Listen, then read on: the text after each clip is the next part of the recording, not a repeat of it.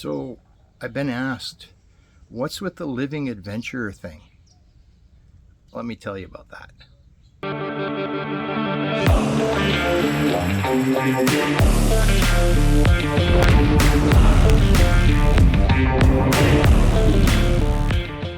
Hey guys, Randy here with the Living Adventure. Yeah, what's with the living adventure thing, right? I get a lot of comments, and it's like some people think it's crazy, and some people are very curious about it. It's actually in honor of a gentleman that I met at a Christmas party.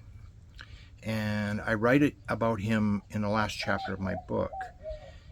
And the story goes where I was in a really bad place. I married for 25 years. 15 years was okay. The last 10 years was insufferable. But I endured it for the safety of my children, the protection of my children. But at the time that they were about to graduate and go out on their own, I was in a really rough spot because I knew the marriage had failed, and I just didn't know what I was about to do. So in our house, or in our neighborhood, we Christmas time, everybody shared in the neighborhood I was in, who was going to host the Christmas party, and it was happened to be our neighbors. And I went over there, and of course everybody's standing around chatting about their work and their children and just the trivial things in life, which I was just in a headspace where it just didn't interest me at all. And I looked over and I saw this older gentleman sitting in the corner by himself. And I thought, you know what, I'm going to go talk to this guy.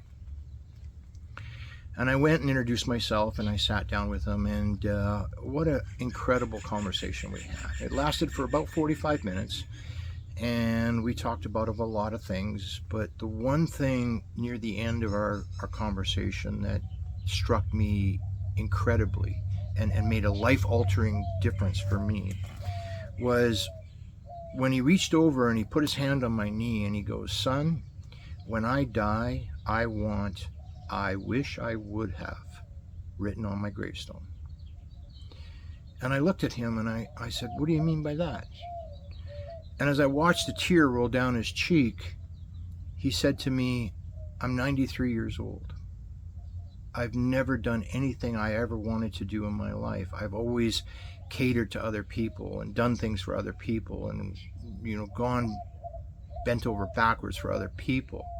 But I never truly got to do anything that I wanted to do. And now it's too late." And the regret that flowed out of this man hit me like a ton of bricks. This man had literally lived 93 plus years, and I'm sure he's gone by now, never doing anything that he truly wanted to do. And when I left that Christmas party and I walked across that street alone, I remember the snow coming down, and I said to myself, I am not going to be "I wish I would" a guy. I'm not going to do it. And the relationship I was in was a very stagnant one, in the fact that, my wife didn't want to do anything. She wanted to sit on the couch and watch TV and plant her garden and not go anywhere and not experience life. And I didn't want to do that. I needed to get out there and experience life because that's who I am in nature. And that's another story that I'll share with you, is how I had to put that in a bottle and put it on the shelf for a number of years. And I willingly did that. I for the safety of my children, I did that. But once I realized that they were okay and they were going to be out on their own, then all of a sudden a door started opening up again. One that I had inside me this whole time, I had just closed it and put a lock and key on it for their sake.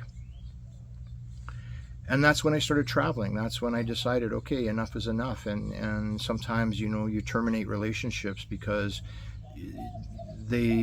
they're not working out, but you're too afraid to leave them because of the comfort of them. And even though that comfort could be uncomfortable, it's still routine, it's still normal, it's still your day-to-day, existence. And once I did that, once I started exploring the world, going out there and learning what the world was all about, oh my goodness. So I can literally, if I didn't wake up tomorrow morning, I can literally say, it's okay, I'm good. Because I've lived life as an adventure. And adventure is what it's all about. It's getting out there and exploring things and doing things that are outside your comfort zone. So being a living adventurer is all about that. And I'm not saying you have to jump on a plane and fly halfway around the world. What I'm saying is that break out of your comfort zone. Do stuff that is exciting and unusual and spontaneous and fun. And just discover how amazing your life can be. Anyway, guys, I hope that helps. Cheers.